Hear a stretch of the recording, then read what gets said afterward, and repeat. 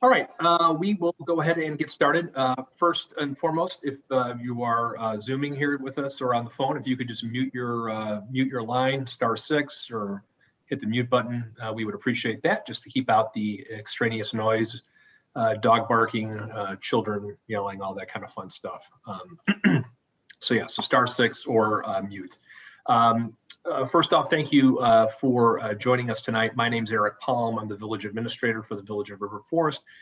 Joining me tonight is John Anderson, our director of public works, and Jeff Loster, our director, or actually he's not a director, he's a village engineer, but director of so much in our hearts. But anyhow, I want to thank you tonight for joining us.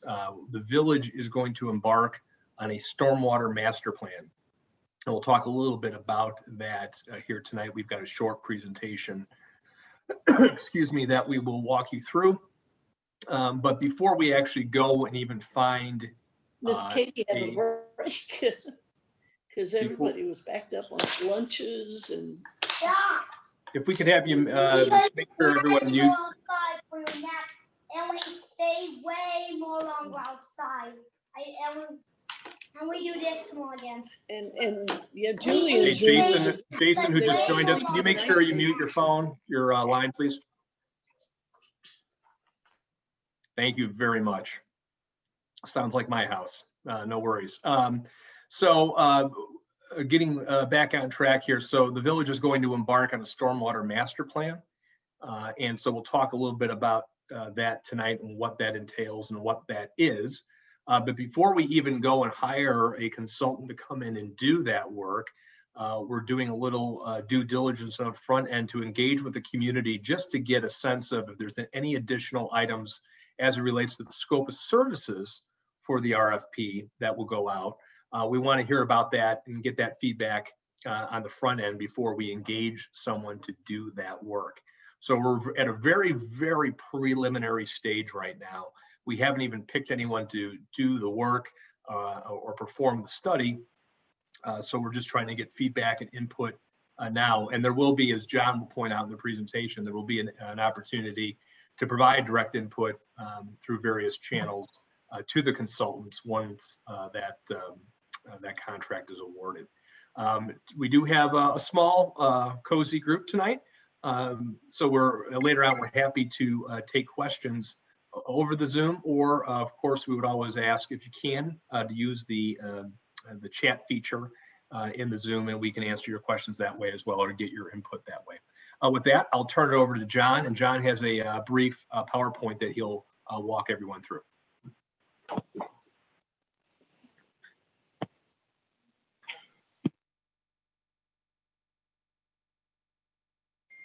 To unmute myself. Thank you, Eric. Let me share my screen here.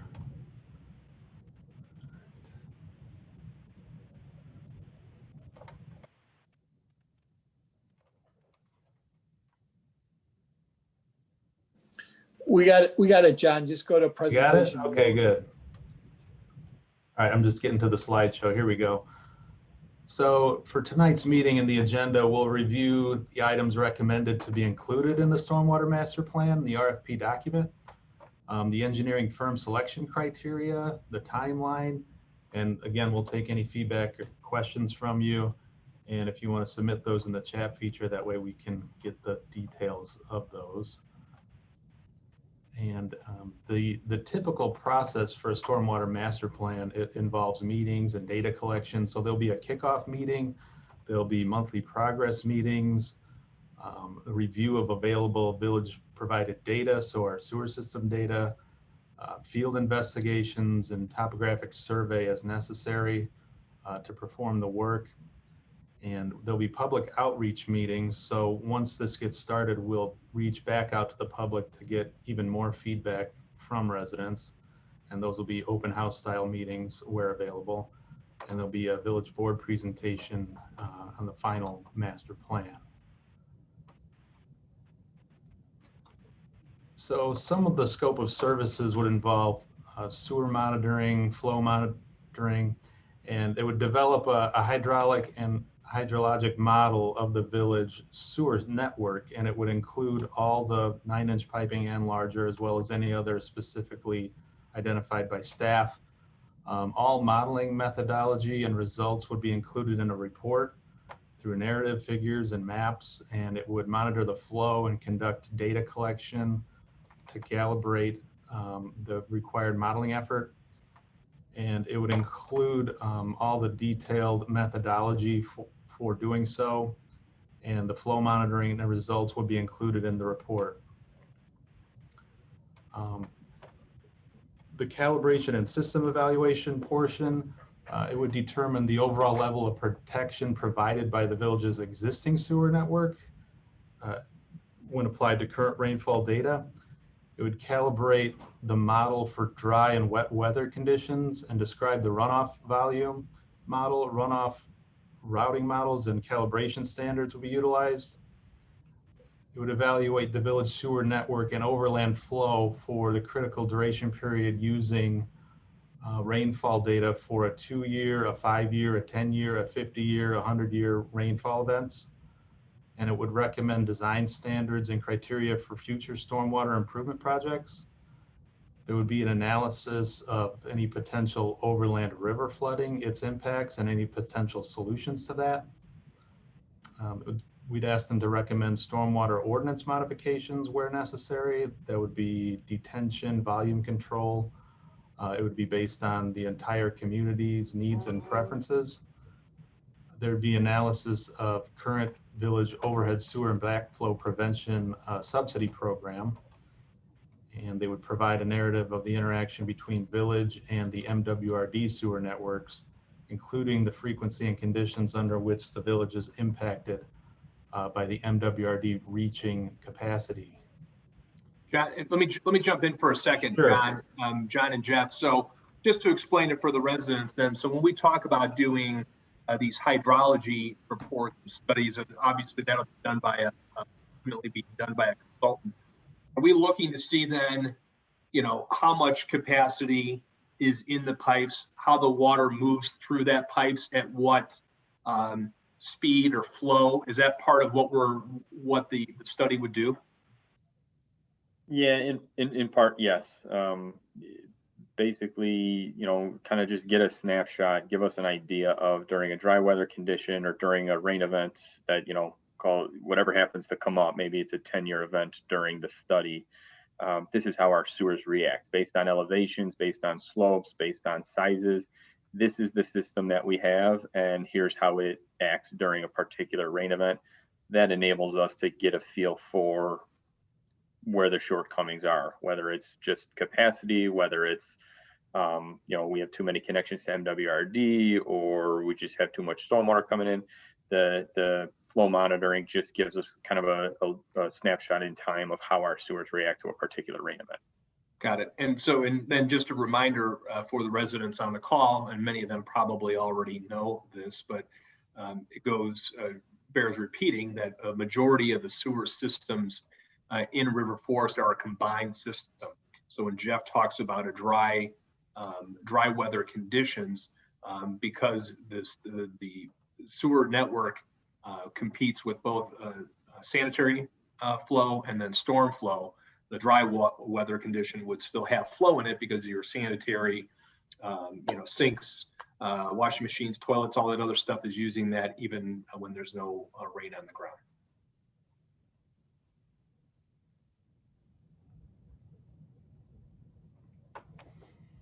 Right.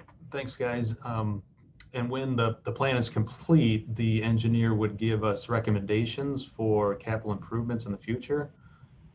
And that would be through a conceptual level development of capital improvement projects village-wide to mitigate any flooding issues identified by the evaluation of the system. They would analyze existing green infrastructure and current benefits in addition to the opportunities for any new green infrastructure. So those would be, the green infrastructure would be like the alley pavers and the rain gardens you would see on Chicago Avenue. They'd review the resources available within the village staff to determine any potential need for staffing assistance as it relates to the findings and recommendations of the plan.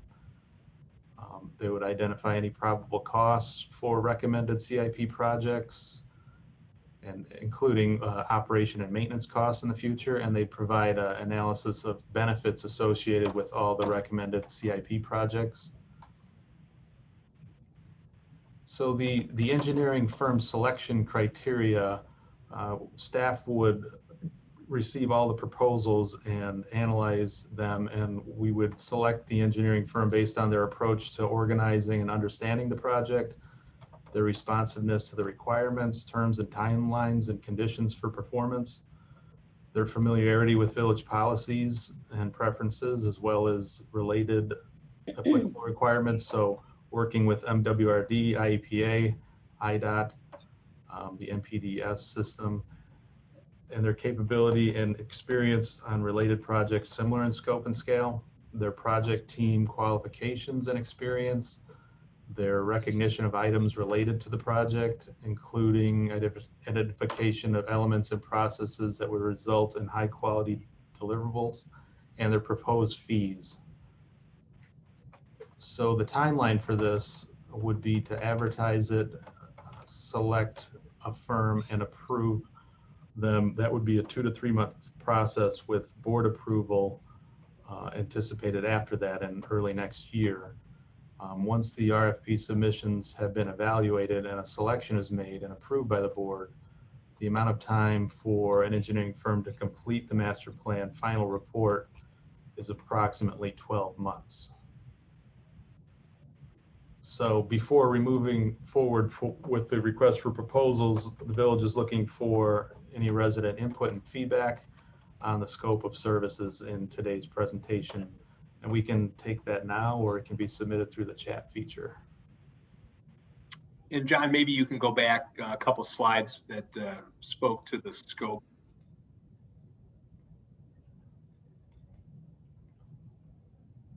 Yeah, go back another one. Another one?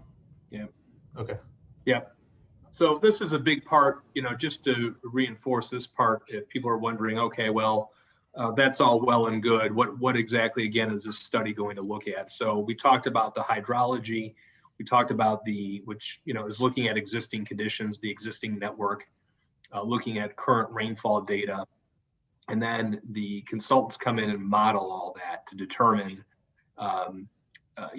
what our system can and can't handle. And then they put that against various standards, right? And so you have always heard a lot of times you hear the 100-year rainfall event. Well, this means, this type of event only happens once every 100 years. And of course, the joke is that, well, it happens every like 3 years now, right?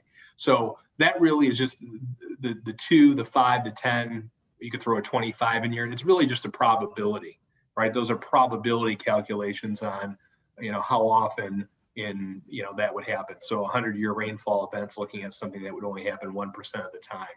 And so those, those criteria, the criteria are staying the same, but the events are changing, right? And so we're taking all that into consideration as we move forward. And then the idea being here is that, okay, we see what our system can and can't handle. And then a consultant comes in and says, okay, here are a series of projects that you could implement to get you to a higher standard to handle, an event that may happen every 50 years or something like that. Most systems, if you were building a town today, would probably be built, Jeff, I'm guessing probably to maybe a 10 or 25-year standard. Would that be? Yeah, 10 years kind of a sewer standard now as far as design goes. Got it. So that's something that we would typically see. And then again, we get into any potential flooding from the river, although we've been very good about implementing some recommendations back from 2008, 2009, 2010, and that time frame that have helped keep overland flow and it's within the Des Plaines watershed. We would also take a look at any ordinance modifications as it relates to projects that are done in town. We file MWRD regs. MWRD is the Metropolitan Water Reclamation District, so all of your water and sewage flows to their facility. So we would, go ahead and, continue to work with them, certainly in their infrastructure as well. There is one question that came up about backyard flooding. So that's something we can go ahead and certainly look at potentially. It would be difficult in a study like this to evaluate every backyard in River Forest. Right, that would just take the scope and make it really somewhat unmanageable and quite expensive. But that third to last bullet point, as we talk about stormwater ordinance modifications, we're trying to do more things in terms of regulations so that when people do projects on their property, they're ensuring that any kind of additional runoff water that can't be taken in on the property, there's appropriate detention and volume control for that property. That's something we will look at, not directly on a property by property basis, but looking at something on a larger scale. Let's see here. Can you touch on the age of the pipes and the current maintenance lining in terms of long-term planning for pipe replacement? Maybe Jeff, you can, Jeff or John, you could answer that question a little bit more specifically. The question is, again, can you touch upon the age of the current infrastructure and the current maintenance that we're doing in terms of our annual sewer lining program, in terms of long-term planning for pipe replacement? Sure. The first answer would be really old. So some of our sewers are probably pushing 100 years old at this point. And that sounds kind of crazy, but in all honesty, sometimes I review what our operations departments televise, and sometimes they look like they were, could have been installed a year ago. They're still in fine shape. So certainly, that's part of our typical maintenance and inspection regimen. Each year, our operations crews clean and televise somewhere between, I would say, 4 and 5 or 6 miles of sewers. They go through that during the summer with we have our own in-house sewer televising inspection equipment and cleaning equipment. And then over the winter months, on the administrative side, we actually review the tapes and kind of determine which portions need to be lined in the following construction season. So this dates back, I think, I want to say 07, but I could be wrong. An engineering firm by the name of Baxter and Woodman had done a study for us and determined an appropriate amount of funding that should be spent on sewer lining every year. And so that's typically our target. That's been our budget, at least for the last 8 years that I've been here. It's $140,000 on sewer lining with another $35,000 for point repairs. We've been pretty consistent with that. But that's not to say this study wouldn't take a look at that and determine that, well, that's really not keeping up as much as you should. So you need to spend X amount of dollars on the sewer lining in a given year. So that's certainly something that this project would take into account. And if additional lining on an annual basis needs to happen, that's just one of the CIP projects that we would have to analyze within the greater context of our entire budget. But that's kind of our typical annual approach as of right now. Is as I stated, the crews kind of televise and inspect and clean about 4 or 5 miles every year, and we inspect them and line about $140,000 worth of sewers every year. Right, and just so folks at home, the residents know, when we talk about sewer lining, most of the original infrastructure, the sewer pipes, are more of a, somewhere around maybe a 9 to 12 inch clay type pipe. And again, while they're still in very good shape, the sewer lining basically is a curing process where a material is put in the pipe. It's almost like a sock. It's reversed out and through, like I said, a curing process. That material then adheres to the inside of the existing pipe and creates like a new pipe, essentially a pipe within a pipe, becomes a hard plastic outer shell. And that's certainly important because that maintains the existing infrastructure for a long time. So that's in good shape. and also prevents infiltration. So sometimes, even though the pipe may be in fairly good shape, it doesn't mean there couldn't be some hairline cracks and other things that form, and then groundwater that comes in seeps back into the ground and can get into that pipe. So this then also prevents that from happening. As Jeff pointed out, the village spends about $140,000 a year to continually line pipe throughout the town. Jeff, do you know off the top of your head how much pipe of our sewer network, how much on a percentage basis, how much is currently lined? I don't. Sorry. It's in the CIP sheet, but I can't remember where we're at. All right, sorry to put you on the spot. But that's something, again, we continue to chip away at every year. And then we do have, if you don't already know, there is a program that the village created many years ago, over 10, 15 years ago, that provides a subsidy to residents who are doing a project for either overhead sewers in their house or a backflow prevention program. So this is usually a program that folks will take advantage of after, unfortunately, they've been a victim of some stormwater backup or sewer backup in their house.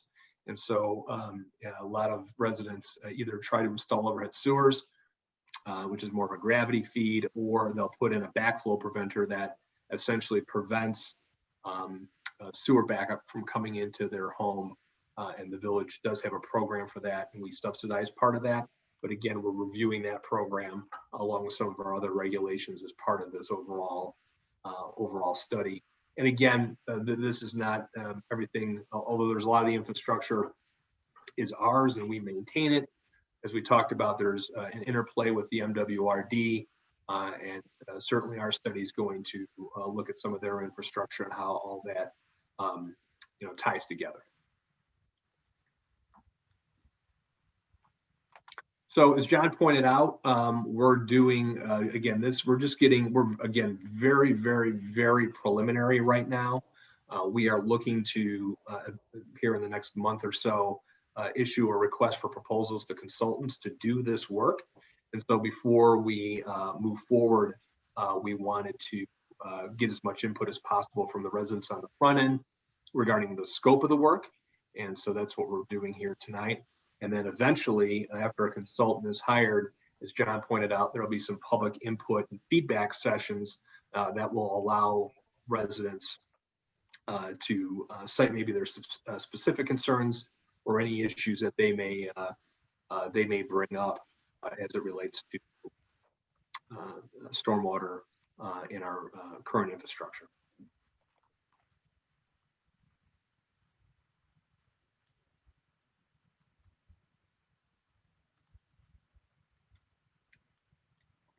Are there any other questions at all from anyone, any of the residents? You can either use the chat feature, or we've got a small enough group here. If you wanted to just unmute and ask your question, we'd be happy to try to answer those.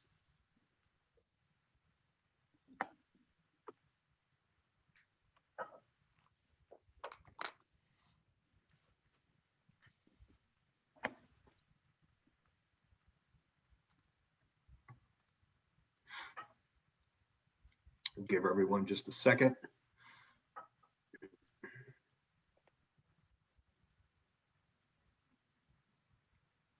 And again, timeline we're looking at, it takes about a year to do all of this work. Again, a lot of work for the consultant, especially on the front end with the hydrology, the hydraulic modeling. They'll be doing a lot of that evaluation and due diligence before eventually looking at various recommendations and things like that they would suggest we would do. Obviously, those will have a price tag to them, and then the village board will have the pleasure of then evaluating those, help prioritizing those, and looking at potential funding for those projects here in the future. But again, that discussion is probably about a year out.